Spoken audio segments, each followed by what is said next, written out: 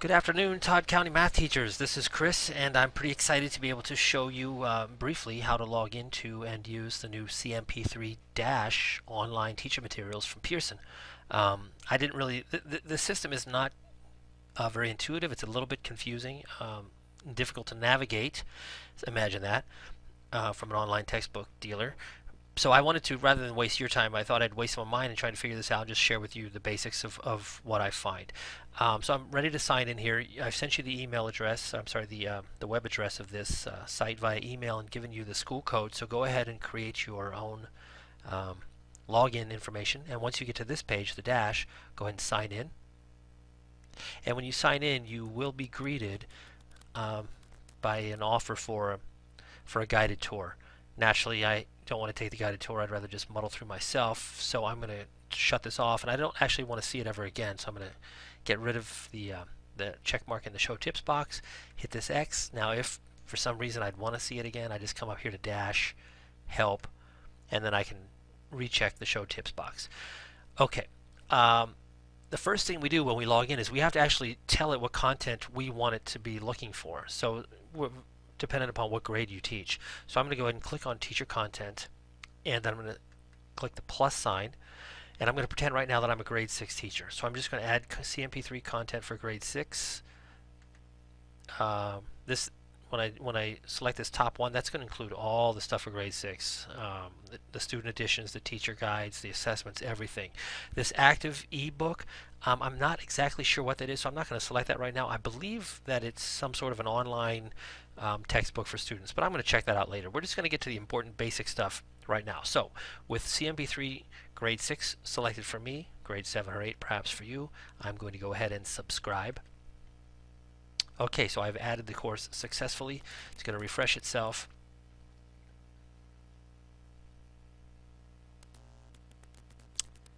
And here we go. Great. I've got all the information up that I'm going to need for unit planning, is what I'm looking at right now for grade 6. So I'm going to click on this back arrow, and that'll take me back to the this is still, I'm still in, I believe I'm in prime time.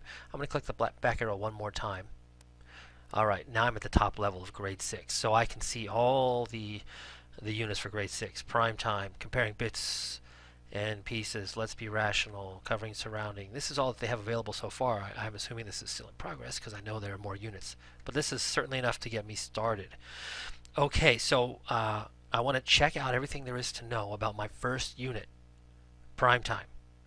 So I'm going to click on factors, primetime factors and multiples. Here we go. We've got a great tab which is going to help me do some unit planning.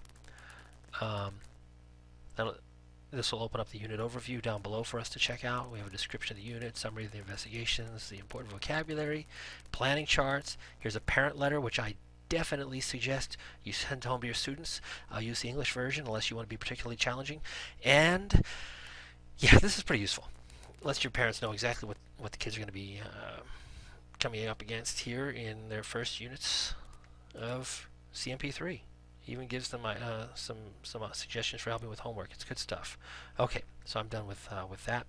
What I really want to get at is I want to see how many days it's going to take. You know, what do they suggest for me? How they suggest I break down the units. So to do that, let me see where that is. Probably the planning charts. You think? Yeah. Planning charts. Here we go. Yeah, this gives the pacing, the materials I'll need. Okay, so I need 4 days for investigation 1 approximately, half a day for the reflections, half a day for the assessment. Oh, assessment. Okay, these are mid-unit assessments. This is great formative stuff, and I want to check out what the assessment is. That's really why I'm making this whole screencast, because it's very difficult to get to these assessments. So to do that, I'm going to click on, I'm not sure there's another way to do this, but this is what I found that worked in the past. I hope it works now. I'm going to click on Unit Resources. But contrary to what you believe, you don't get the assessments over here, you get the answer keys. So let's see how I can get the assessments. Here we go. Over here on the left, this other little window, which will pop out and pop back. Let's pop it out for a sec.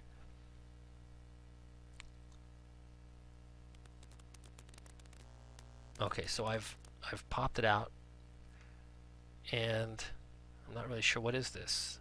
This looks like it's back to the table of contents, which, you know, that's great, but that's not really what I need to see right now. So I'm going to click on Done, put this window back in its small version, and I'm going to use the drop-down box to take me to the resources. All right, here we go. Here are the assessments. There's a unit readiness assessment, and here it is. 3, 4, 5, half dozen questions or so, maybe more. 10, 12 questions unit assessment, unit readiness assessment. Now, generally, let's see how we can print this. Maybe I should pop this into this larger version now. Okay, here's the print button. Great, because I'm assuming this is some sort of a PDF. I wonder if I can download it in PDF format. I'm just going to click on the print button, see what happens. Okay, so I could create a PDF myself. I could print it to Jamie at Klein. I could print it to Jason's office if that still exists, and wherever that might be. Mary Jo Swanson, I'm not sure. That might print to Ohio because she's no longer with us. But anyway, you can see here where you can print that assessment out. All right, and once it's printed, I'm not really certain how to now get back. Okay, that opened up in a new tab. So here I'm back to my original tab. I've got my Done button to push, and I can come back here and check out some other resources. These are the checkups that happen mid-unit. So here's a checkup one for primetime. Boy, this really is kind of awkward though, isn't it? I don't know who thinks these things up. Alright, but in order to print it, it looks like you'd have to use the old pop-out again. Go to your print, which will open it, remember, in a new tab. And then you can click on this when you're done. By the way, I'm using Internet Explorer to open this. I tried Google Chrome, but in Google Chrome, the scroll bars were all messed up and would not function on my Dell. Maybe your Macs, maybe you can get it to work on your Macs, but Google Chrome and Dash were not friendly for me. Okay, so let's see what other resources we might have available here. Remember, these are mainly just the assessments. There's the partner quiz, notebook checklist. You know, that is a great thing to bring. Let me point out this notebook checklist. Let's see if it's how good it might be. I'm having a difficult time even with this scroll down bar working with Internet Explorer right now. I told you, see, it causes problems, so this is fun. I'm so glad I was able to effectively show you how to use this. Okay, notebook checklist. Let's check it out. See if it's changed any since the older versions of CMP. Excuse me.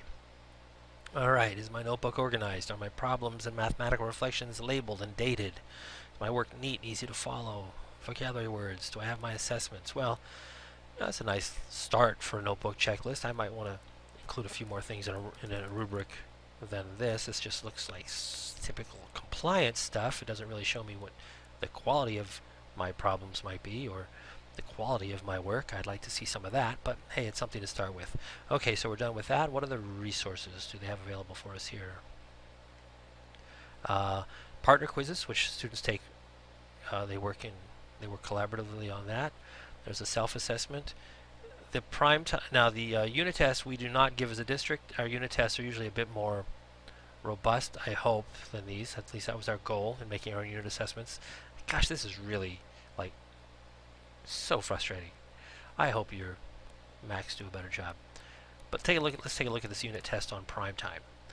Okay, so we've spent 21 days or so in this unit, and we're going to be assessed with 1, 2, 3, 4 questions. Yeah, see, that didn't really trip our triggers in the past, so we made these a bit bigger, a bit more robust, gave students some more opportunities to show what they know. But hey, this is still a nice quiz for you to use. Use it formatively, see what your students know before they take the bigger unit test. Alright, so those are some of the resources in the unit. I do advise you also to check your unit projects. We haven't had, in the past, we haven't had a tremendous number of people doing these projects, and I'd really like to see more of this stuff. I know Marites and I were discussing the project here from Prime Time, and we wanted to include a bit more detail on what we expect students to see in this section here. Like what more would we want them to show us about what they've learned about their special number, their favorite number. But anyway, check out the unit projects for what you're doing and see if you can come up with something exciting and share with the district. So, let's see, unit planning, and again the back arrow, see what that takes us back to. I do strongly encourage you also to check out this mathematics background. All right, again, that's back at the unit level. Check out the mathematics background, and this will really give you a lot of great information about what it is students are going to be learning, and a much more detailed mathematical overview of what they'll be learning in this unit. Terrific stuff here. So there's the language of numbers. Here we have some stuff on factor pairs. Okay, so this is like some included professional development for you.